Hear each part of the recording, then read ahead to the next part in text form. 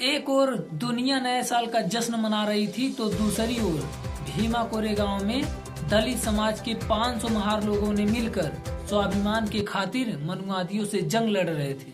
वही इतिहास आज शौर्य दिवस के रूप में हर साल मनाया जाता है। आखिर क्या हुआ था भीमा कोरेगांव में? बने रहिए हमारे साथ। नमस्कार दोस्तों, मेरा नाम है आशीष कुमार गौतम और आप देख रहे हैं नेशनल धाकड़। भीमा कोरेगांव भारतीय इतिहास में एक महत्वपूर्ण घटना है। यह घटना 1 जनवरी 1818 को घटी, जब ब्रिटिश ईस्ट इंडिया कंपनी और पेशवा बाजीराव द्वितीय की सेना के बीच एक ऐतिहासिक युद्ध लड़ा गया। इस युद्ध ने दलित समुदाय, विशेष रूप से महार जाति के लिए एक प्रतीकात्मक महत्व प्राप्त किया है। आपको बता दें कि 18वीं शताब्दी में भारत में पेशवाओं का शासन था, जो ब्राह्मण वर्ग से आते थे। उन्होंने महार जाति के लोगों को सामाजिक भेदभाव और अत्याचार के अधीन रखा। महार समुदाय को निचला समझा जाता था, यानी निम्न स्तर का समझा जाता था, और उन्हें सेना में शामिल होने की अनुमति नहीं थी, यानी पेशवाओं के सेना में। तो सोचिए, 1817 से 1818 के समय पेशवा बाजीराव द्वितीय ने ब्रिटिश ईस्ट इंडिया कंपनी के खिलाफ विद्रोह किया। ब्रिटिश सेना में महार सैनिकों को शामिल किया गया, क्योंकि ब्रिटिशों को उनकी बहादुरी और सैन्य कौशल पर विश्वास था। भीमा कोरेगांव का युद्ध 1 जनवरी 1818 को भीमा नदी के किनारे कोरेगांव पेशवा की 28,000 सैनिकों की विशाल सेना और ब्रिटिश सेना के 800 सैनिकों के बीच युद्ध हुआ। भीषण युद्ध हुआ। ऐसा युद्ध असंभव था। ब्रिटिश सेना में महार जाति के लगभग 500 सैनिक शामिल थे। पेशवा की सेना विशाल और ताकतवर थी, लेकिन महार सैनिकों ने वीरता और आत्मबल के साथ युद्ध लड़ा।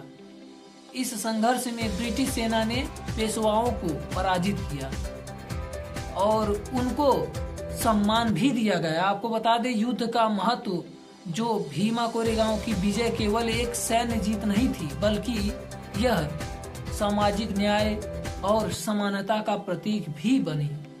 महार समुदाय ने इसे अपने साहस और सम्मान की लड़ाई के रूप में देखा और उन्होंने एक क्रांति जलाई, और उस क्रांति में उनको जीत हासिल हुई, जो आधुनिक संदर्भ में 1 जनवरी को हर साल दलित समुदाय के लोग भीमा कोरेगांव विजय स्तंभ पर श्रद्धांजलि देने के लिए इकट्ठा होते हैं।